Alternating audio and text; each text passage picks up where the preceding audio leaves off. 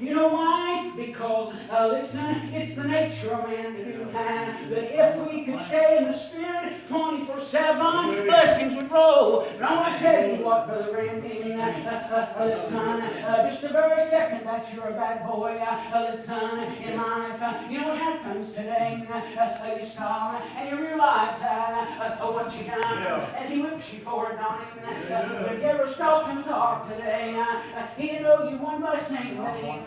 Why did He owe you one blessing? Listen, because when man, a sweet son of His, raised his hands out today, and the blood flowed from Him, that was all that we should have ever got today. But He gave so much more. He gives me blessings sometimes that I didn't even know I had coming, brother. Listen, He gives us blessings sometimes that we don't know till down the road when we look back. Sometimes I look back down the road where I laid that heavy load down, and I thought Jason laid it down. I thought I walked away from that mess. But then I look back and say, God was carrying me all the way. And if God carries you, listen, you'll be led to milk and honey. You put your hands in the carcass and you'll get out that honey and you'll eat good. Woo! Boys, can you feel that? Yes, can you feel that? And I know I'm picking on you tonight. I don't mean to, but you know where I'm coming from. I've used people as an example before. They let them storm out the church house, and they didn't realize I was getting ready to put them in heaven if they just kept going. You know? But some people's nature just won't let it happen. Just won't let it happen. Listen today. Have you ever stopped and thought, what does Jesus owe you? What does He owe you? I've heard brothers say, you better give Him this, you better give Him that. I didn't have anything to give Him. Didn't have nothing to give Him, brother, that He didn't already own.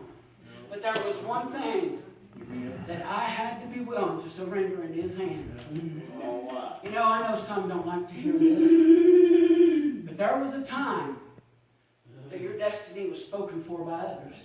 There was a time that others judged that, and it was okay. But now, you have to be the one to make that choice.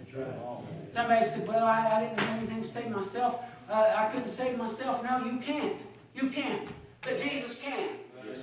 But I'm going to tell you, brother, He just don't go along and pat on the head. You're it, you're it, you're it, and you're saved. That don't going to happen, brother. No. If Jerry Lance would have never went to Him and said, Lord, I need you today, and I don't mean tomorrow, I want you now, and meant it with your whole heart, He would have never just saved you. There's some of Jeremiah. Believe that. My family, my roots came from what they call no-hellers. Right up in the head of Fraser's Creek. The old church house still stands.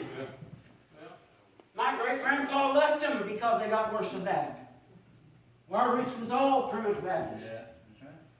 And they would preach that you was born for heaven or hell. Nothing you could do about it.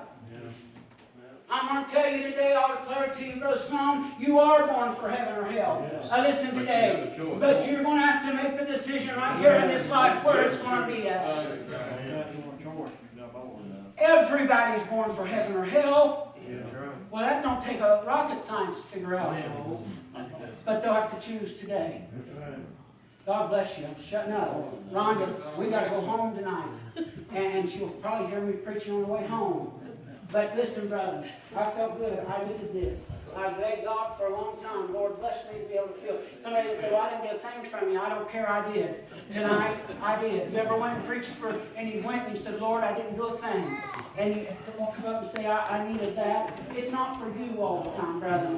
It's not. I know Brother Jerry, he's done that. I've heard him say, I didn't do a bit of good. I didn't do good. And I said, yeah, you did. I really enjoyed that. But you know what? It's not about you. It's not about you. You'll go sometimes, but I'll tell you what, it is pretty good, though, when everybody feels like you do too. It really is, because, I mean, it's kind of a good witness. But I can tell you this much, brother, it's even better when you can lay down at night and know everything's all right with me and Jesus. That's the main thing.